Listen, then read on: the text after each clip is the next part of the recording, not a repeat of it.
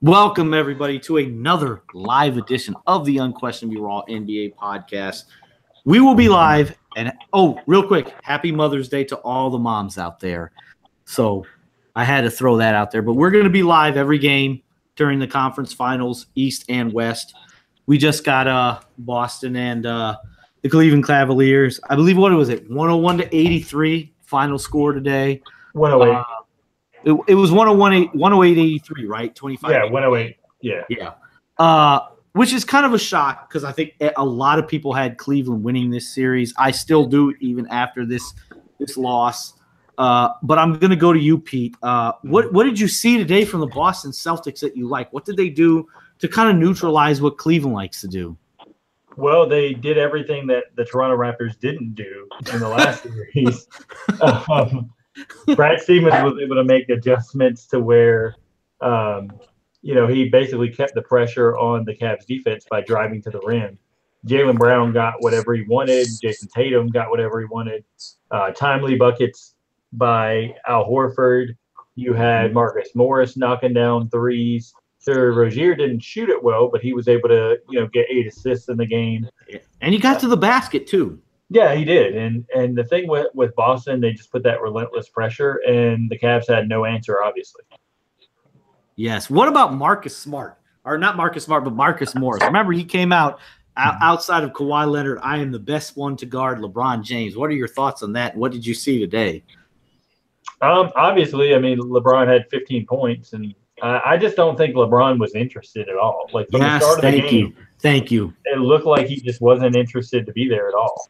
Like, once they kind of fell behind, it was like, damn, what is this? Hold up. Like, I got to show something. If it pops up here, you'll see. Hold on. You'll see. My handwriting sucks, but on there, if you pay attention, you'll see LeBron not interested. That's exactly what I saw. Or LeBron not assertive was the comment I put. I'm totally with you on that. Yeah, he just – and once you take LeBron James out of the game, what are you going to do? Rely on Kevin Love? He struggled the entire playoffs. Well, no, he was good against Toronto. Well, okay, it's Toronto, so yeah. Everybody's got the Toronto Raptors joke. Thanos is there, he snapped his fingers against the Raptors. Gonzo, what did you see today? Because you are one who said I believe you said Celtics are going to win this series. Absolutely. And we got to give credit to Brad Stevens. I no longer call Brad Stevens. To me, he's just plain old bad Stevens. He is a bad dude coaching. Look, I like the ball movement. I like the fact that they have ISO, but they have guys who can ISO. I like the fact they have several different bodies. They can switch and move around and stick different people. They have length. They have the right amount of youth and veteran leadership. They have a great coach, a great GM. I didn't expect them to go this far, considering that they lost Gordon Hayward and they lost Kyrie Irving. I didn't see that. And Daniel Tice, who's been really good for them. Absolutely, and like I said, after the first 2 games watching film, I'm like, oh, this team could win the Eastern Conference because the way they move the ball, the way they play as a team. It looks almost, like I said, looking at it, it looks a lot like the Spurs, like Golden State basketball. He's just smart. The defense was great, like LeBron. Like this is something that has changed the Cleveland Cavaliers play the last maybe few games. Having Tristan Thompson in the lineup, his rebounding is a big factor for them, right? Yes. But this is the key. This is what Boston exploits. See, teams like Toronto don't really have a guy who could really can keep up with Tristan Thompson's intensity. Mm-hmm. Getting those offensive rebounds, getting the defensive rebounds, which allows LeBron to push the break. They have no toughness. They have no toughness. And also, too, this is something that Boston does very well. By them trapping LeBron, like they don't really trap LeBron, but they know how to – they kind of give LeBron a glimpse of a second person to come over and help. So he's rushed past to a shooter. But the tripped out part is that they're covering the shooters. They're running back out covering the shooters as soon as LeBron passes. Like, notice that one play where LeBron got trapped and they tried to send somebody backdoor cutting, and Bain stuck his hand out and snatched the ball away. Yes. Like, that was in the third quarter, right? In the third, absolutely. You know exactly what play I'm talking about. Like, the Cavs were making that run right there. They were down by like 16. Yeah, they had cut the lead from like 25 to about 16 or 14 at that point. And as soon as he got that play, they went on like another run again to kind of get back to the 20 point mark again. Now, it just goes to show you that Brad Stevens is studying LeBron. And it's not that LeBron's not assertive. Let me tell you guys something. Look, this is why I say I know LeBron's probably the best player in the NBA. Me personally, I think he's number 2. I think with the emergence of Kevin Durant's defense this year, I think Kevin Durant's a better player. Ooh. And the reason why I say this, and I've said this for a while now, is because Kevin Durant can go to the rack just like LeBron. He's a better mid-range shooter. I don't care nothing about LeBron making fadeaways on Toronto. Kevin Durant's been doing his whole career.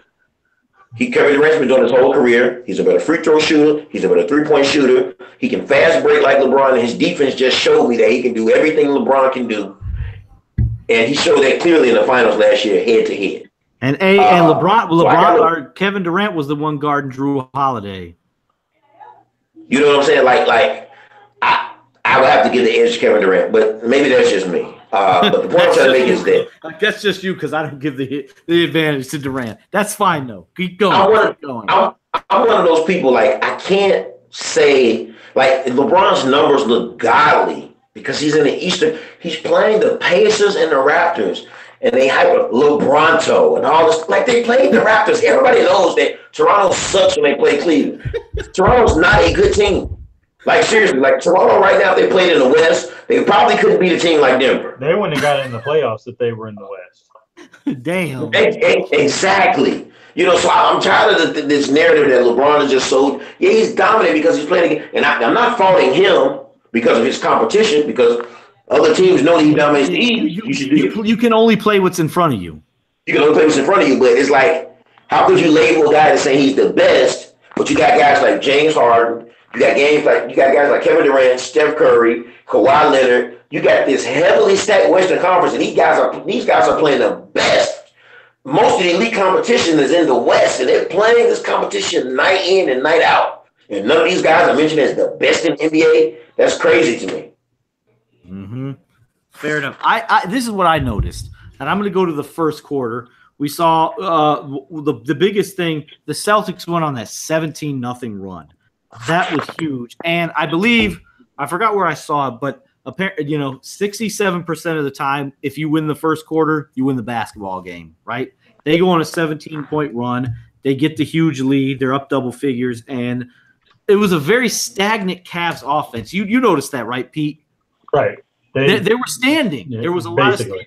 And you saw it against the Raptors. There was actually a lot more movement, which was really surprising, which I think helped them beat the Toronto Raptors. But all of a sudden they went to that stagnant ISO ball. And not to say the Celtics were playing one-on-one too that first quarter. They were making shots though. That seemed to be the biggest thing I saw, especially in that first quarter, first half. And then like you said, LeBron James was just not assertive at all in this game. He was just going through the motions. Pete, what's up with that? Why would LeBron just decide, oh, you know what, I'm just going to go through the motions? Well, the thing is you look at how the bad start they got off on, because basically Brad Stevens has gone to the philosophy of we're going to make everybody else beat us, on the floor as far as taking shots and things like that. The problem is Kevin Love's not knocking down shots. You're not, really getting the ball in Korver's hands from the 3-point line for him to make shots, which I think he can, but they just didn't get it to him enough. Now, J.R. Smith shot 77% from 3 versus the Raptors, but the Celtics ain't the Raptors. You're not expecting him to continue that against anybody. Right.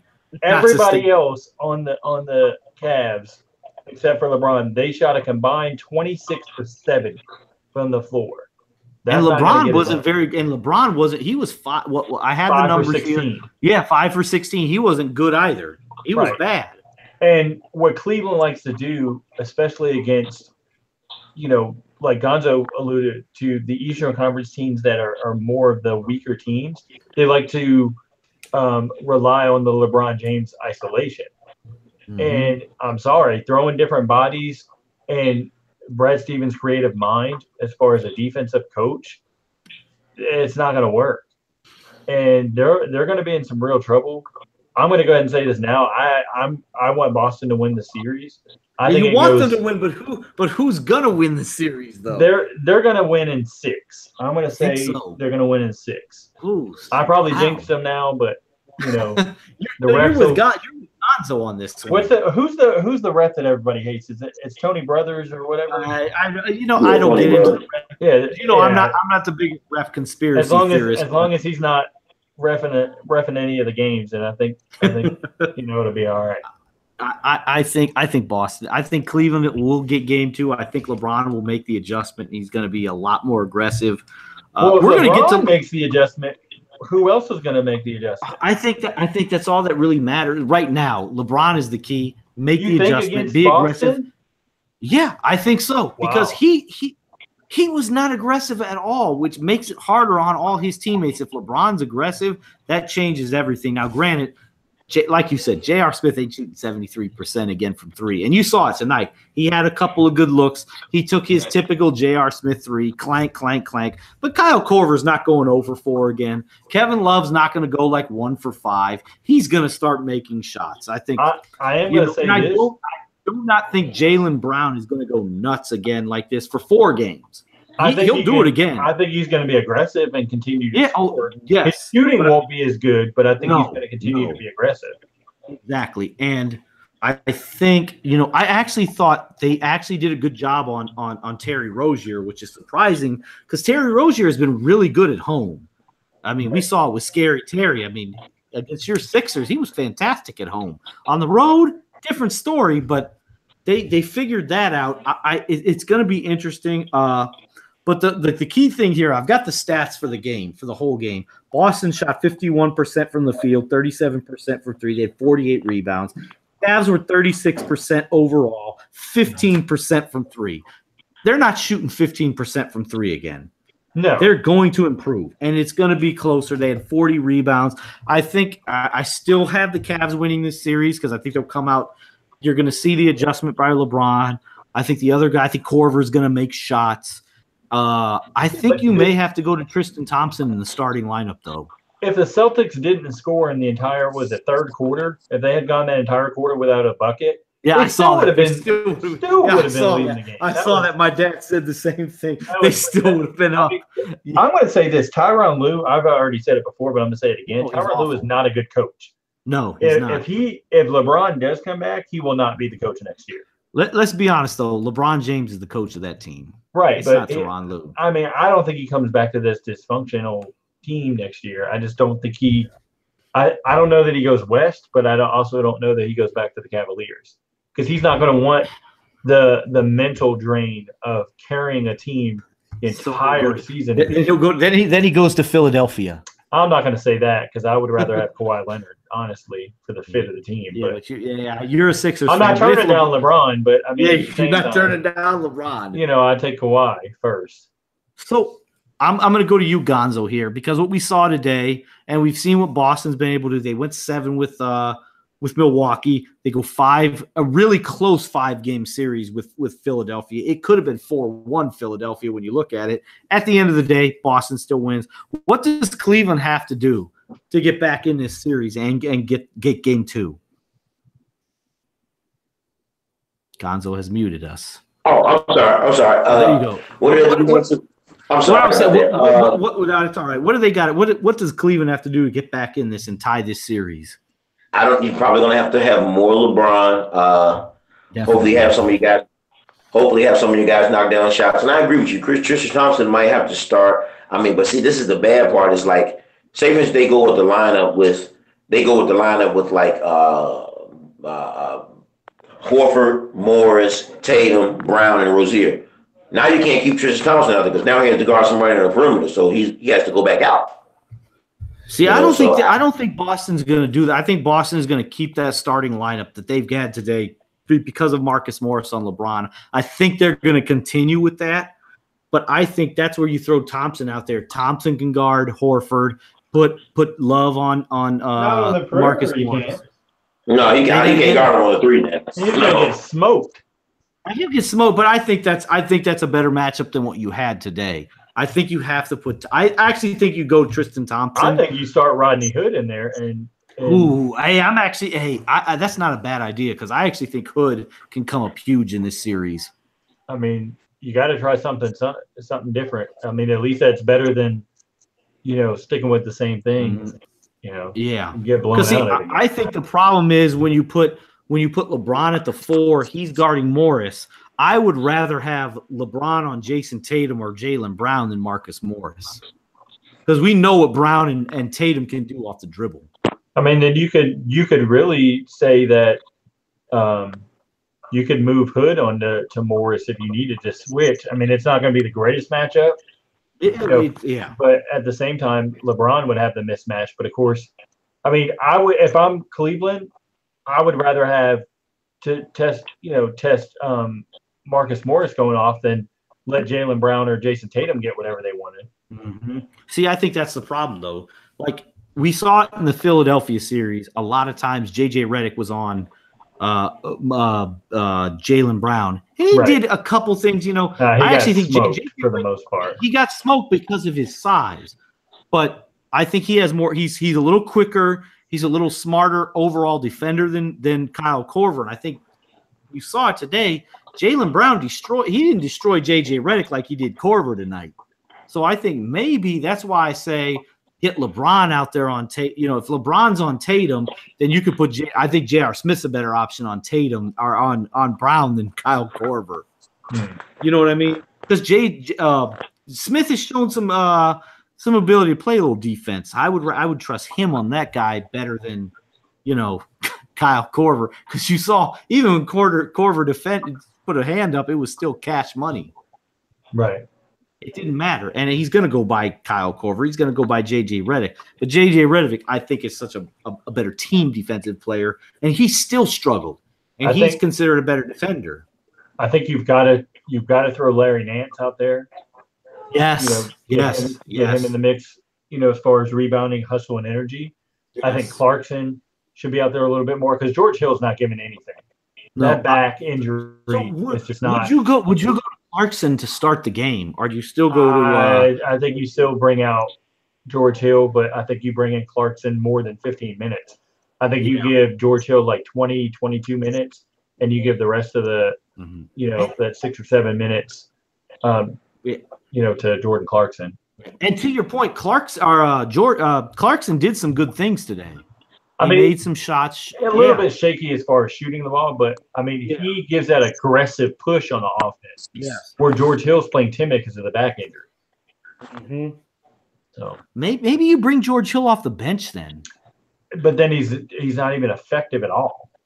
Like he's not effective now, but at least that's the problem with the offense. I don't think Jordan Clarkson's a point guard enough to get you in it. Yeah, and that's true because you got to get LeBron. You got to get LeBron going. So that's a good point. I want to do this real quick. We're gonna get to LeBron and Michael Jordan in a little bit, but we're gonna go to the Houston Rockets and the Golden State Warriors. A slight preview here. We're not going to stay on too long because I know it's Mother's Day. It's Sunday and all that, and I didn't want to go too long. So I'm going to you, Gonzo. So we got the Houston Rockets and the Golden State Warriors tomorrow. What are you expecting to see? I'm expecting to see a little physicality, a lot of threes, and I'm expecting to see Golden State come up victorious this series. How many? Like, was it you, God? Did you say 5 or 4? They're gonna beat them at 5. Okay, you're with me then. Golden so, do you think? 5. My question is this, because a lot of Rockets fans, and me being from Houston, I know a lot of Rockets fans. A lot of them are thinking Rockets in 6. They think, we can throw PJ Tucker, we can throw Bamute, we can throw Ariza, guys like that at Durant. That's going to change some things. Do you see that as a big deal? No, I don't. Like, nothing's going to stop Kevin Durant from shooting. Nothing's going to stop Clay from shooting. Nothing's going to stop Steph from shooting. It's just, the Golden State has enough. Like I said, the bench depth. They have height. They have athletics. Athletic bigs. You got toughness in David West. Man, you got guys who can defend on the perimeter. Like I said, you got guys who can shoot mid-range shots, go to the basket, shoot threes. It's a complete package. Coaching that makes the proper adjustments. Absolutely. What about you, Pete? What are you thinking for tomorrow? Can the Rockets do this? I think Golden State wins tomorrow, but what do you think tomorrow? What are the Rockets' chances? What do they have to do? Well, I think you have to have Chris Paul, playing basically perfect on the offensive end, setting guys up, being able to take the load off of James Harden, have to do much ball handling, let him, kind of catch the ball and do his thing. From there, on the defensive side, you've got to see Mike D'Antoni change his stripes. He doesn't make adjustments in any of the previous, playoff series he's been in. That's going to be the key because Steve Kerr is going to keep switching things up until he finds something that works. And for me, I want to see someone different. I want to see the Rockets and Celtics, in the finals because I really don't want to see another Cavs Warriors, again. I want the Warriors because I'm a Curry guy. So yeah, I mean, I'm a big Steph Curry guy, and I think that's going to come down to he's going to get cooking early. The thing is Draymond Green going to be able to keep his emotions? Yes, I believe the entire series. I think that's going to be a key there. But the difference then is you've got Durant and you've got Klay Thompson. And for me, those two are going to be the big difference makers in the series. Everybody kind of throws that it's going to be Curry, but I think it's going to be Durant and Thompson. I agree. I think it's more so going to be Thompson. I'm going to say the Warriors in 6 or 7 maybe. It just depends. He's giving the Rockets a couple games. I've got to see what adjustments Mike D'Antoni makes first. But I'm going to say, predicting now before the game starts, I'm going to say Warriors in 6 games. I'm with Gonzo. Rockets in 5, or Warriors in 5. I think, I think it sounds bad, like, oh, the Warriors is going to mollywop them. I don't think that's going to be the case. I think the Warriors, I believe, will get game 1. The Rockets are going to get game 2 in a blowout. Warriors will get game 3 in a blowout. And then the final 3 games are going to be the final, what would that 2? Yeah, the final 2 games are going to be really, you're going to get, I think you're going to get 3 really close games. See, I think tomorrow, Houston's going to get game 1. They have to. They have to get game 1. I don't see it. If you don't get game 1, then that series is over in 4 games. You don't think the Rockets could see? I got the Warriors in game 1. You don't think the Rockets could bounce back and get a game 2? I mean, they might be able to, but it's going to be like that Toronto LeBron, where like your confidence, like all that swagger is kind of pushed back. I'm with you. If the Golden State Warriors beat the snot out of them, then yes, I think it's going to be close tomorrow. I think they're going to go back and forth, much like it was there. If you look at the regular season, really. I mean, I don't count the second game because Chris Paul was out. So, and the Warriors won in Houston. We're not going to count. But game 1, yes, it was the first game of the season. I know but that one went overtime. It was very close. Game 3 was very close in Houston. The Rockets made shots in both those games. I think the Rockets are going to have to go nuts from 3 to win this series. I don't see it happening. Because from what we've seen, they haven't been exactly the Rockets that we expected to be in the playoffs. Like easily, like Minnesota, if they don't give up 50 points in the third quarter, what was a game? I mean, that could have gone 6 games. If Donovan Mitchell doesn't go down the last 7 minutes of game 4, that goes at least 6 games. Right. I don't know, and it's really D'Antoni. I like the Rockets team. They're loaded. I love what James Harden's doing, Chris Paul. But it's D'Antoni. He has shown time and time again that he cannot make adjustments. Do you trust him to make the adjustments now if he's never done it, especially against the Golden State Warriors? Hey, I trusted that the Raptors were going to make it possibly to the finals, though, because I thought it was going to be there you go. They pushed through. So probably here's the thing. Not. Here's the great stat. Number 30th in passes per game, the Houston Rockets. Number 1 in ISOs per game, the Houston Rockets. You ain't beating the Golden State Warriors playing that way. Right. You would agree with that, right? I would agree with that. Yeah. Gonzo, are you with me there? Absolutely, I agree. You're not going to beat them playing ISO ball. It ain't working. And do you see Mike D'Antoni making adjustments to switch that up, and all of a sudden they look like the San Antonio Spurs offensively? No, I don't think D'Antoni has that type of man that will let him change. I think he's stuck in his ways. We shoot threes, and hey, we pray shooting them. So Exactly, and they're banking on the fact we're going to shoot 40, 50 threes and we're going to make 20 of them. That to me is what the Rockets' game plan is.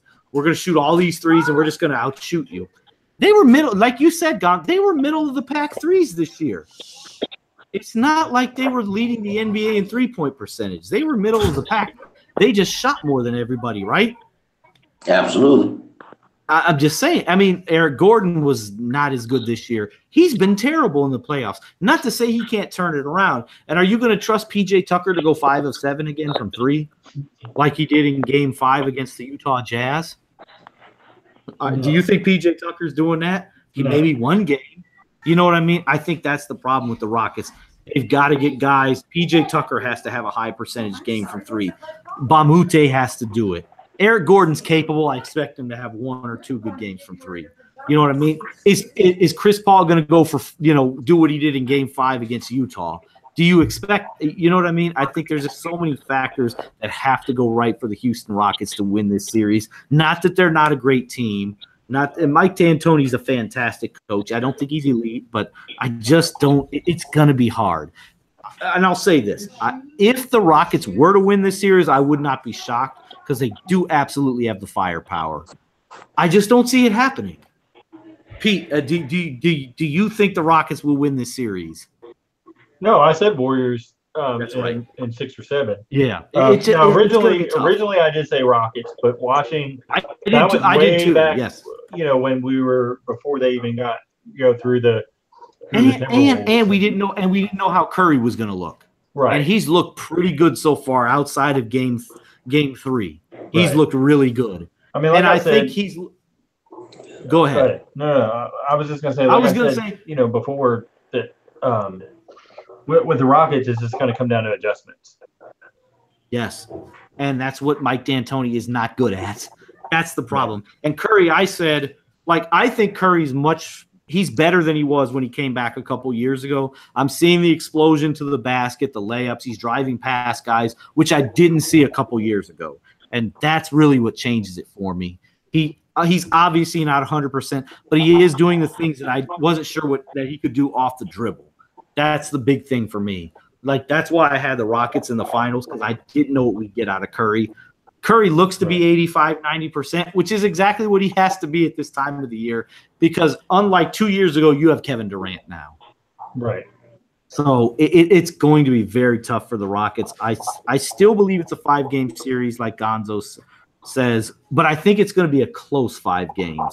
I think each team gets a blowout win, and 3 games are going to go down to – it's going to be 4 or 5 point game, because I just think the Rockets just have a lot of firepower. Gonzo, what do you think? I mean, I'm not going to say they have a lot of firepower. I mean, they got the people. They got the people to add the firepower, but Eric Gordon hasn't looked like Eric Gordon, so I'm not counting him as a spark. You know what I'm saying? I'm not trusting Trevor Ariza to go out there and get 20 points. I'm not going to trust PJ Tucker to go 5 for 7 at 3. Nope, 5 for 7 from 3. You know what I'm saying? And then again, I know you got Clint Capella, but he's not stopping KD or anybody. So I'm not. And that's another good point. That's important. That's a good point, because he now has to go out and guard Draymond Green out on the perimeter, right, Pete? So how is that going to work out with Clint Capella? Because he's been fantastic the first 2 rounds. I mean, look who he is guarding these first rounds. He's guarding Karl Anthony Towns, to me, who I've always said for the longest, everybody's like, oh, Karl Anthony Towns, top 5 player in the league. Stop. Yes. I mean, overrated. No, seriously. He's overrated. Karl Anthony Towns. He has a better chance of averaging 20 fouls and 15 hacks as opposed to 20 points and 15 rebounds in the playoffs. What you're saying is he's no Draymond Green. No, he's not. You know what I'm saying? And then let's look at Rudy Gobert. I like Rudy, and Rudy's a great defender, but when it comes down to guarding pick and rolls and guarding somebody like Clint Capella, he's absolutely too slow to stay in front of anybody. He's good. I can't even say he's better than DeAndre Jordan. And Coach Nick put out a video on that, why the Rockets were exploiting Rudy Gobert.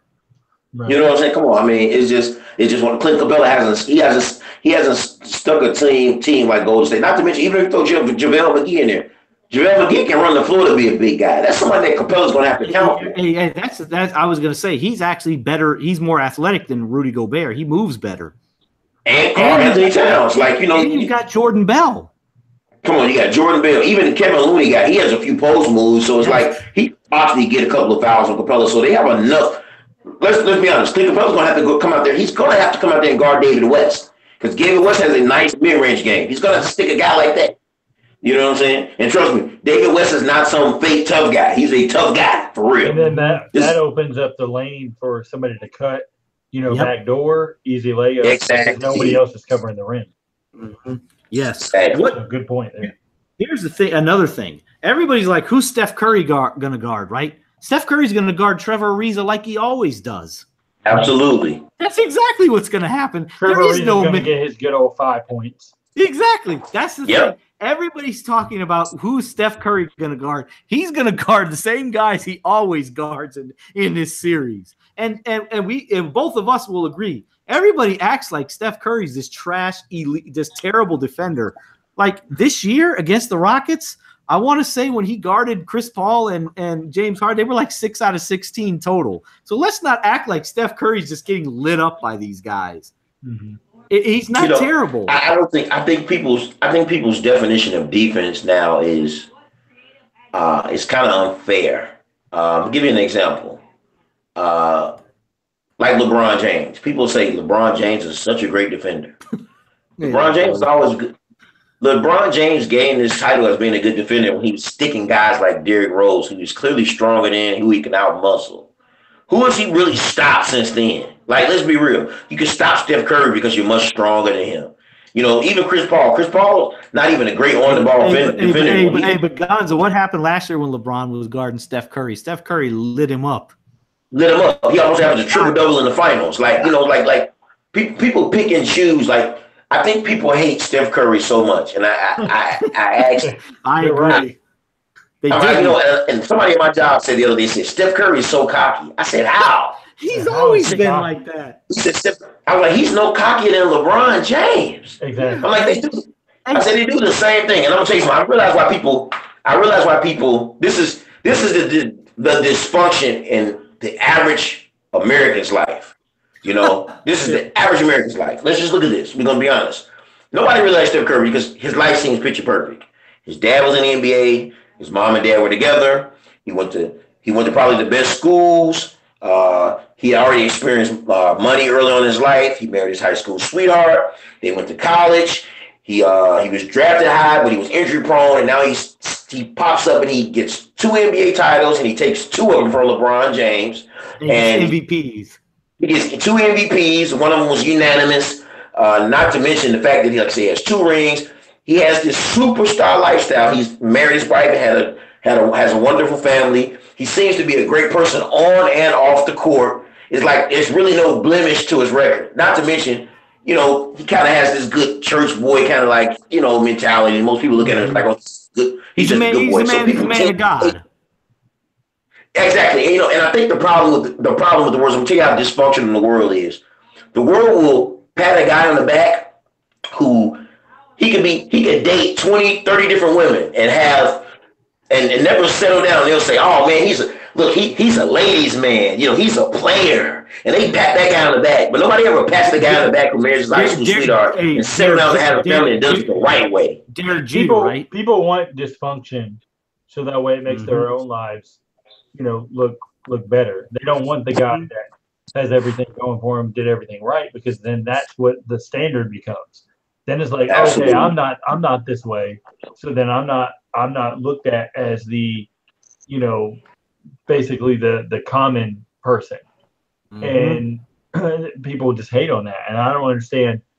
I like what LeBron James does, off the court with all of his efforts, education for kids, things like that. He doesn't try to get involved in scandals. I'm not going to count the Delonte West. No, that's not LeBron's fault. But I feel like anytime now you have a clean image, like people try to pick it apart. And, nowadays it's what you need. Kids, especially young men, they need male role models Absolutely. to go off of, and that's what's wrong. And here's the thing: what better role models than a guy like Steph Curry or LeBron James? Exactly. Absolutely. I'm just saying, Absolutely. LeBron is the best. I think LeBron is the best dude in the NBA when off the court, putting kids through colleges, all that money he spent. LeBron, there's nobody better off the court than LeBron James. That's my opinion. And it's sad. It's sad that he gets so much hatred, and I'm glad Gonzo's with us all on this. Now, I will say this with LeBron: I can't stand his on court crying. No, that's fine. Crying in the media for teammates. Yeah, that's fair. As far as off the court, yeah, he's a stand-up guy. Maybe the best we've ever seen in the NBA from a superstar standpoint. And I was listening to a podcast with Michael Rappaport on it, and he talked about this on the podcast. He said that it's not that people hate LeBron; it's his antics. Like the things that he does. That's what people hate. They hate the fact that he would team up. He would team up with two other superstars in Miami. Real quick, Gonzo, to that point, Gonzo, because I was talking to Byron earlier today, and he said, "Oh, no, you're not going to bring up LeBron. If LeBron doesn't do what he did with Miami with Bosh and Wade, Kevin Durant doesn't go to Golden State.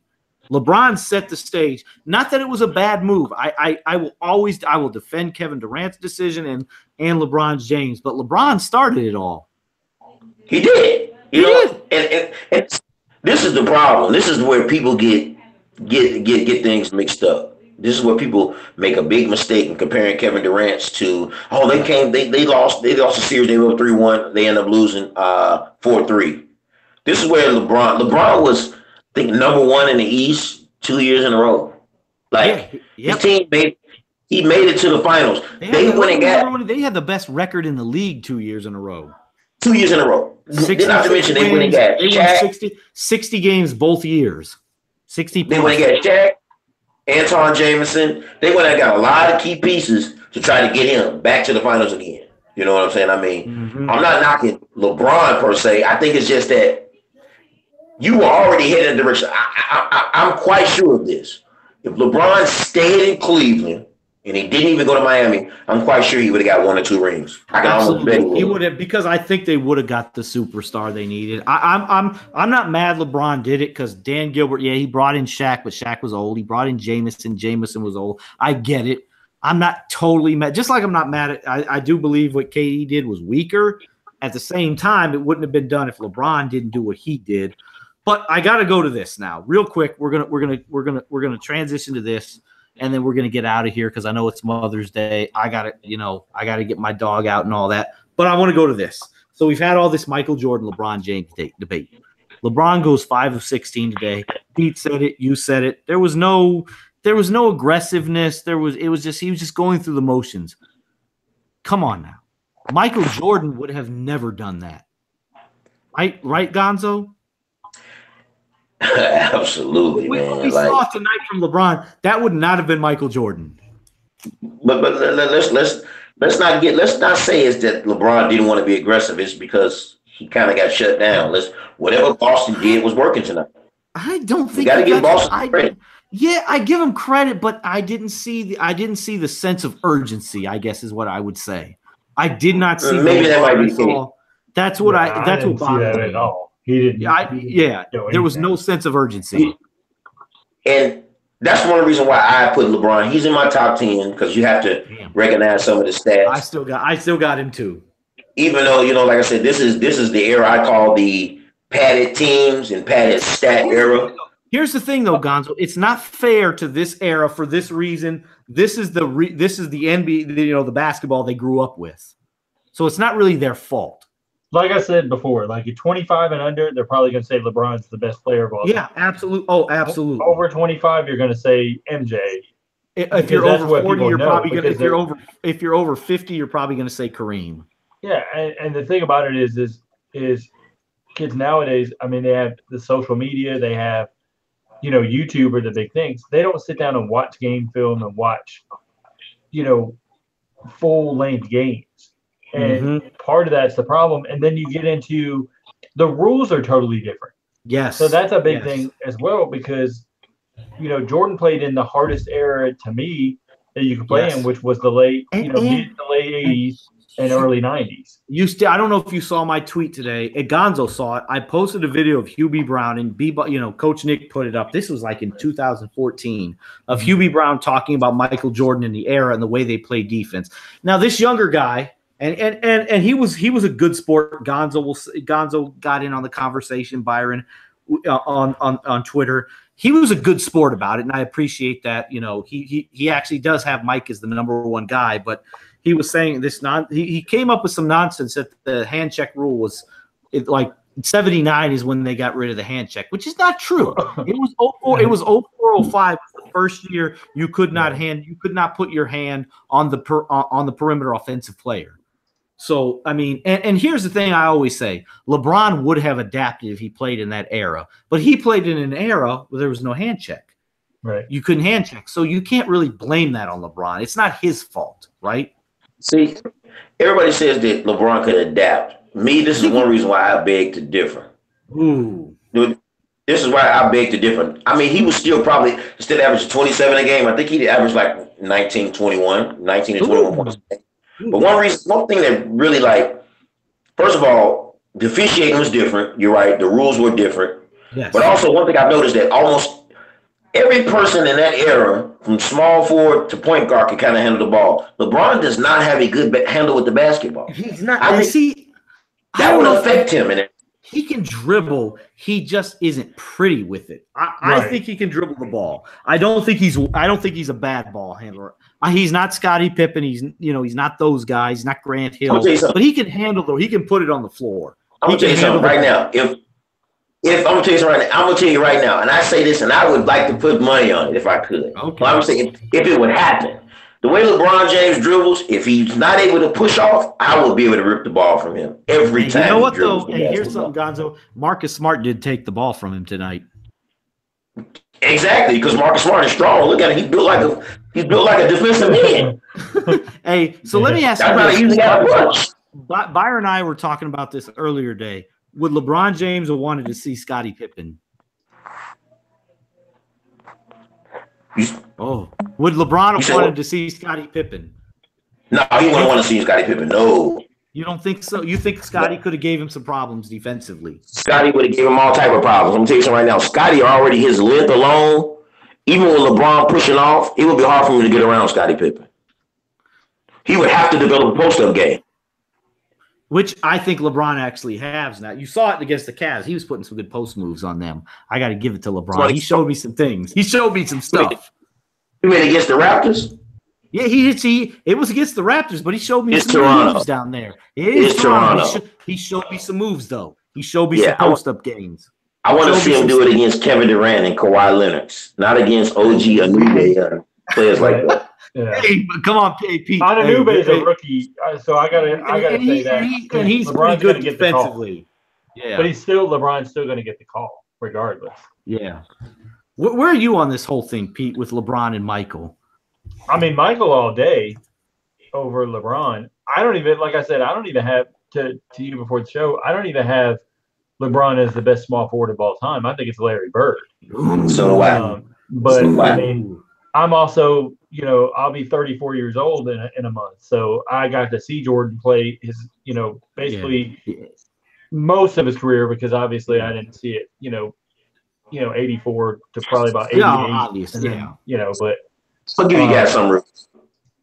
Look. Go ahead. I'm sorry. No, you're good. Go ahead.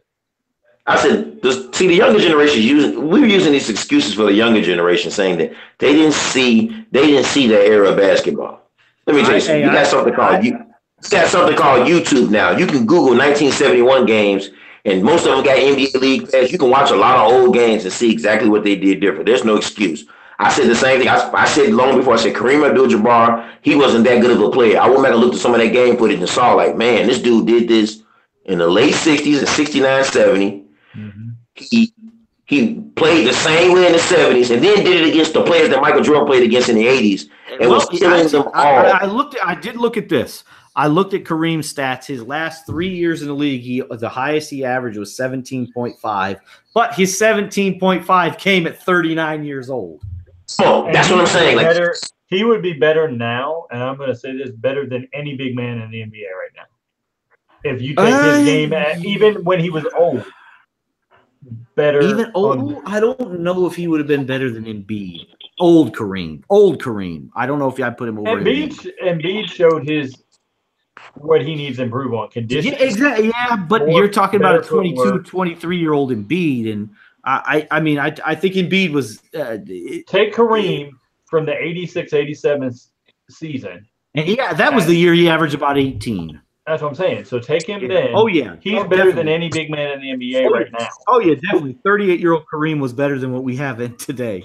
Right. Well, although the only guy I would actually, not Embiid, I would put Anthony Davis. I mean, I could put Anthony Davis up there, but he has some things that he needs to work on as well. But yeah, but Kareem had the sky hook. Right. That was what he had.